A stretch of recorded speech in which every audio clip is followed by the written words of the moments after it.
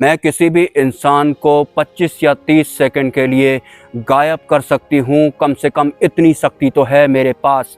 ये वचन थे एक सिद्धि के, जो कि ध्यान की अवस्था में मुझे टकराई थी। लेकिन किसी भी इंसान को 25-30 सेकंड के लिए गायब कर देने वाली या फिर अदृश्य बना देने वाली वो शक्ति कोई देवी नहीं थी, क्योंकि जो देवी होती है वो उच्च स्तरीय शक्तियाँ होती हैं, मतलब उनकी अलग फॉर्म होती है। जैसा कि मैंने अपने बहुत सारे वीडियोज़ में बताया है कि जो सिद्धि मार्ग होता है उसमें जो एक प्राइमरी सिद्धि होती है उनका एक बहुत बड़ा गढ़ होता है या फिर उनकी एक बहुत बड़ी टीम होती है, कि दूत बोला जाता है या फिर गण बोला जाता है।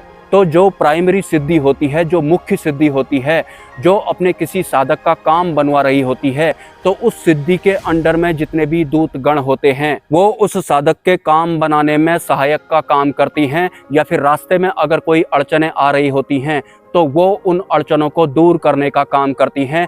तो कुछ ऐसी ही शक्ति मुझसे ध्यान की मुद्रा में टकराई थी, जिसने मुझे बोला कि मैं 25 या 30 सेकंड के लिए किसी भी इंसान को गायब कर सकती हूँ। तो फिर मैंने उस शक्ति से पूछा कि आप अपनी शक्ति का इस्तेमाल कहाँ पर करते हैं। तो उसने बताया कि साधना के दौरान या फिर कोई भी क्रिया करने के दौरान कुछ विषय ऐसे होते हैं जो कि सार्वजनिक नहीं किए जा सकते, मतलब उस क्रिया के बारे में किसी को भी पता नहीं लगना चाहिए। तो जब भी किसी साधक को क्रिया का सामान किसी एक ऐसी जगह पर छोड़ने को बोला जाता है जहां पर उसे कोई देखे ना, तो सिद्धियों द्वारा जब भी किसी साधक को क्रिया का सामान एक ऐसी जगह पर छोड़ने को बोला जाता है जहां पर उसे कोई देखे ना, मतलब जब वो उस सामान को छोड़ रहा होता है, भले ही वो चौक चौराहे पे छोड़ता है या फिर पीपल के वृक्ष में छोड़ता है, उस क्रिया के सामान को वहां पर छोड़ने के दौरान किसी भी अन्य इंसान की उस पर नजर नहीं पड़नी चाहिए। तो वहां पर ये 25 सेकंड के लिए किसी भी इंसान को अदृश्य कर देने वाली या फिर गायब कर देने वाली शक्तियां अपना रोल निभाती हैं। और वास्तव में जब भी कोई तांत्रिक या फिर साधक अपना क्रिया का सामान चौराहे पे छोड़ रहा होता है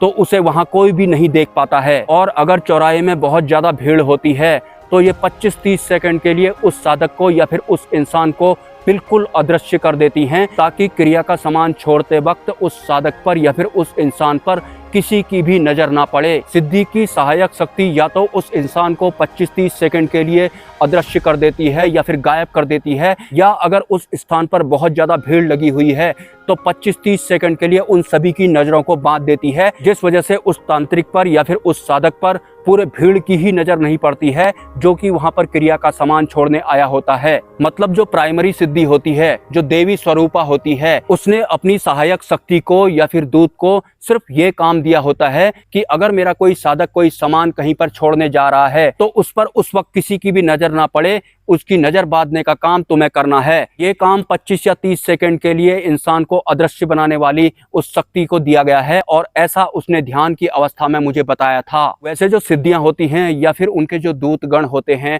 जिनको आप सहायक शक्तियां भी कह सकती हैं, ऐसा नहीं होता है कि वो सभी काम कर लेंगे।